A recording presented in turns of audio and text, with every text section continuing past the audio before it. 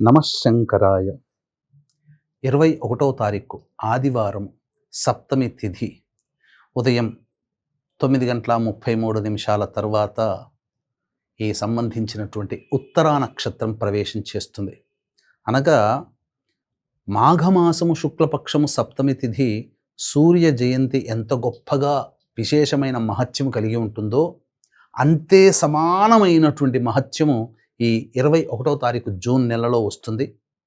సప్తమి తిథి ఆదివారము, ఉత్తరా నక్షత్రం అనగా రవికి ఇష్టమైనటువంటి నక్షత్రం. అందున సింహరాశిలో ఉండేటువంటి నక్షత్రము ఉత్తరా నక్షత్రం అయింది, ప్రథమ పాదంలో ఉంటుంది. కాబట్టి ఎవరైతే తరచూ తండ్రి కొడుకుల మధ్య విభేదాలు వస్తున్నాయో, అలాగే అధికారులతో ఇబ్బందులు ఎదుర్కొంటున్నారో, నిరుద్యోగ సమస్యలతో బాధపడుతున్నారు, అటువంటి వాళ్ళు ఉద్యోగ ప్రమోషన్స్ కోసం బాధపడుతున్నారు, అటువంటి వాళ్ళు ఉద్యోగంలో ముఖ్యంగా ఇబ్బందులు ఎదుర్కొంటున్నారు, ఉద్యోగ స్థిరత్వం కోసం ఈ రోజున ప్రధానంగా సూర్యోదయాన్ని లేచి కాలకృత్యాదులు తీర్చుకొని సూర్యుడికి నమస్కారం, సూర్య అష్టకం 6 సార్లు పారాయణం చేసిన తర్వాత, సూర్య అష్టకం 6 సార్లు పారాయణం చేసిన తరువాత 9:30 నుంచి మధ్యాహ్నం 3 గంటల లోపల విష్ణు సహస్రనామ పారాయణం కానీ, లేదా ఓం నమో భగవతే వాసుదేవాయ, లేదా ఓం ఘృణి సూర్య ఆదిత్య ఓం అనే నామాన్ని వీలైనన్ని సార్లు జపించండి.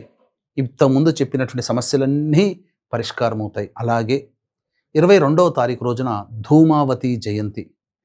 ఇది దశమహావిద్యల్లో అమ్మవారి యొక్క 7వ అవతారం. ఈ ధూమావతి జయంతి రోజున పురస్కరించుకొని సాయంకాలం 6 గంటలకి ధూమావతి హోమము, అలాగే లక్ష్మీ మూలమంత్ర సంపుటిత లక్ష్మీ సూక్త హోమము, వివాహ దాంపత్య అనారోగ్య సమస్యల నివారణకి సర్వదోష నివారణ పూజల హోమాలు, మేష మిథున కర్కాటక సింహ కన్య వృశ్చిక ధనస్సు కుంభమీన రాశిలో జన్మించిన వారికి శనిదోష నివారణ పూజల హోమాలు జరిపించి శక్తిపాతము చేసినటువంటి కరుంగలి మాల ఇవ్వడం జరుగుతుంది.